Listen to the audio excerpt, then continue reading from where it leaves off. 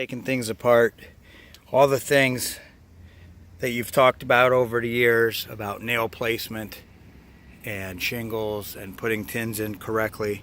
You start taking stuff off and you find a nail right here. Look how rusted that thing is. It's right in the bond line of this shingle, so it's been seeing water since day one of this re-roof here, and it really is a nightmare as far as what it looks like. They've caulked everywhere. You shouldn't have to depend on caulk. They had this all the way caulked. You see all that water that was underneath the shingles that was getting in at the valley area.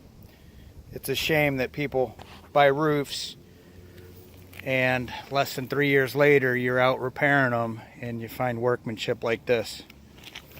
You have to be careful with the contractor you choose. Just because they have a truck doesn't make them a roofer.